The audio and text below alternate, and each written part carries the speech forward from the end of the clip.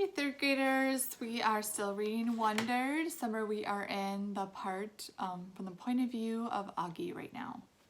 Robot. Ever since I was little, the doctors told my parents that someday I need hearing aids.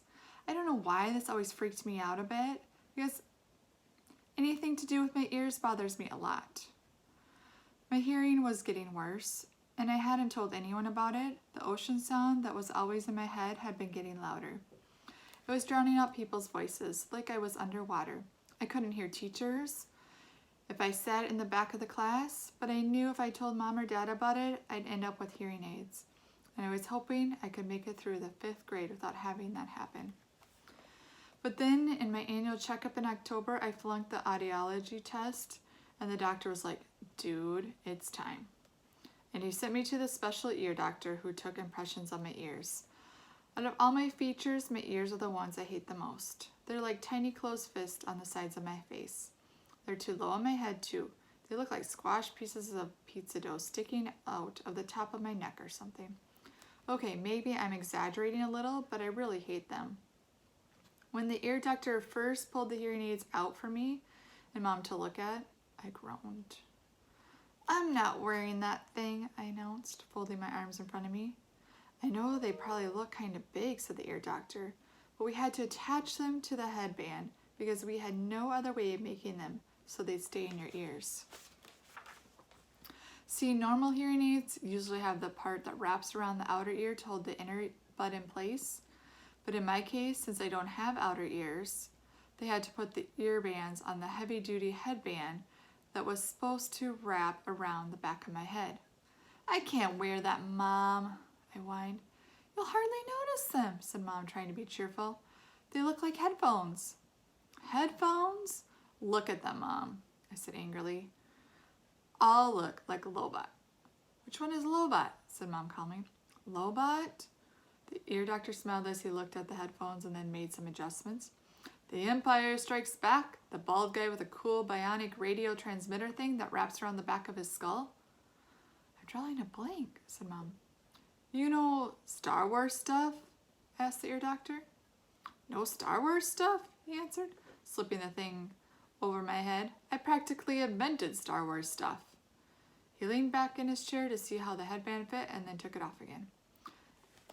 "Now, Augie, I want to explain what all this is," he said, pointing to the different parts of one of the hearing aids. "This curved part of plastic over here connects to the tubing on the ear hole, or ear mold. That's why we took those impressions back in December, so that this part that goes inside your ears fits nice and snug.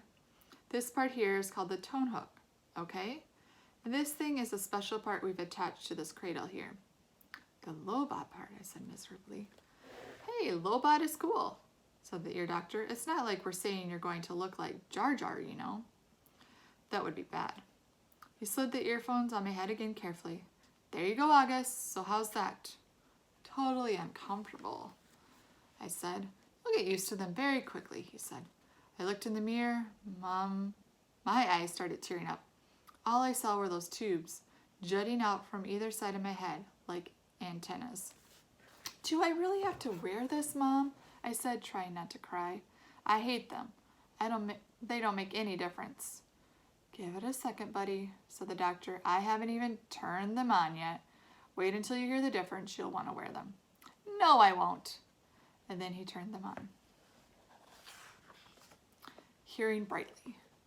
How can I describe what I heard when the doctor turned on my hearing aids? Or what I didn't hear? It's too hard to think of words. The ocean just wasn't living inside my head anymore.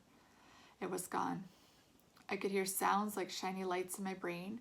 It was like when you're in a room where one of the light bulbs on the ceiling isn't working, but you don't realize how dark it is until someone changes the light bulb, and then you're like, "Whoa, it's so bright in here."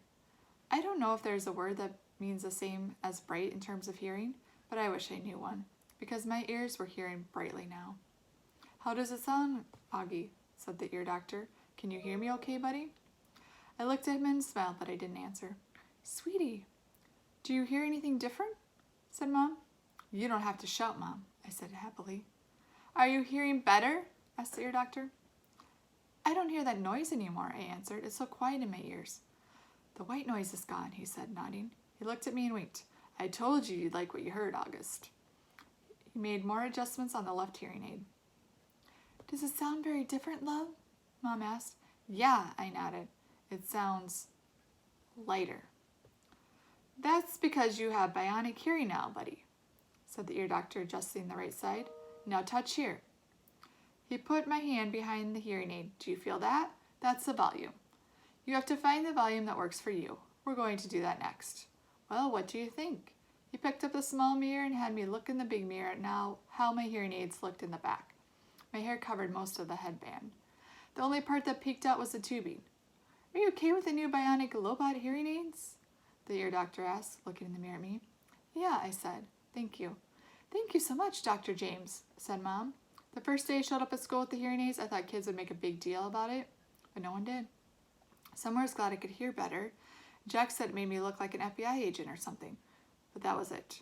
Mr. Brown asked me about it in English class, but it wasn't like, what the heck is that thing on your head? It was more like, if you ever need me to repeat something, Augie, make sure you tell me, okay? Now that I look back, I don't know why I was so stressed about it all the time. Funny how sometimes you worry a lot about something and it turns out to be nothing. Bia's secret. A couple days after spring break ended, Mom found out that Bia hadn't told her about the school play that was happening at her high school the next week. And Mom was mad. Mom doesn't really get mad that much, though Dad would disagree with that. But she was really mad at Bia for that. She and Bia got into a huge fight. I could hear them yelling at each other in Bia's room.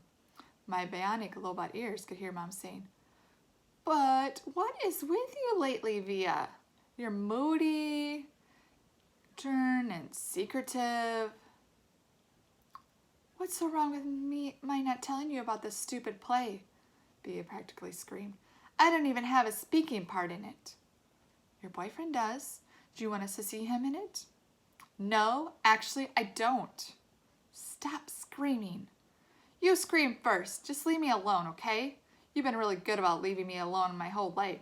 So why do you choose high school to suddenly be interested? I have no idea." Then I don't know what Mom answered because all I got was that it got very quiet and even my bionic Lobot ears couldn't pick up the signal. My cave. By dinner, they seemed to have made up. Dad was working late. Daisy was sleeping. She'd thrown up a lot earlier in the day, and Mom made an appointment to take her to the vet the next morning. The three of us were sitting down and no one was talking. Finally I said, "So, are we going to see Justin in a play?" Bea didn't answer but looked down at her plate. "You know, Augie," said Mom quietly, "I hadn't realized what play it was, and it really isn't something that would be interesting to kids your age." "So I'm not invited?" I said, looking at Bea. "I didn't say that," said Mom. "It's just I don't think it's something you'd enjoy." "You'd get totally bored," said Bea, like she was accusing me of something. "Are you and Dad going?" I asked. "Dad'll go," said Mom. "I'll stay home with you." "What?" Bea yelled at Mom. "Oh, great. So you're going to punish me for being honest by not going?"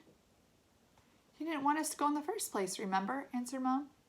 "But now you know about it. Of course I want you to go," said Bea. "Well, I've got to weigh everyone's feelings here, Bea," said Mom. "What are you talking about?" I shouted. "Nothing," they both snapped at the same time. "Just something about Via's school. That has nothing to do with you," said Mom. "You're lying," I said. "Excuse me?" said Mom, kind of shocked. Even Bea looked surprised. "I said, you're lying," I shouted. "You're lying," I screamed at Bea, getting up. "You're both liars. You're both lying to my face like I'm an idiot." "Sit down, August," said Mom, grabbing my arm. I pulled my arm away and pointed at Bea. "You think I don't know what's going on?" I yelled. "You just don't want your brand new fancy high school friends to know your brother's a freak." "Augie," yelled Mom. "That's not true." "Stop lying to me, Mom," I shrieked. "Stop treating me like a baby. I'm not retarded. I know what's going on." I ran down the hallway to my room and slammed the door behind me so hard that I actually heard little pieces of the wall crumble inside the doorframe. Then I plopped onto my bed and pulled the covers up on top of me. I threw my pillows over my disgusting face and then piled all my stuffed animals on top of the pillows like I was inside a little cave. If I could walk around with a pillow over my face all the time, I would. I don't even know how I got so mad. I wasn't really mad at the beginning of dinner. I wasn't even sad. But then all of a sudden, it all kind of had just exploded out of me. I knew Via didn't want me to go to her stupid play, and I knew why. I figured Mom would follow me into my room right away, but she didn't. I wanted her to find me inside my cave with stuffed animals, so I waited a little more, but even after 10 minutes, she still didn't come in after me. I was pretty surprised. She always checks on me when I'm in my room, upset about stuff. I pictured Mom and Via talking about me in the kitchen. I figured Via was feeling really, really, really bad. I pictured Mom was totally laying on the guilt, and Dad would be mad at her when he came home too. I made a little hole through the pile of pillows and stuffed animals and peeked at the clock on my wall. Half an hour had passed and Mom still hadn't come into my room. I tried to listen for the sounds in the other rooms. Were they still having dinner? What was going on? Finally, the door opened. It was Via. She didn't even bother coming over to my bed. She didn't come in softly like I thought she would. She came in quickly. Okay, third graders, have a good day. Talk to you later. Bye-bye.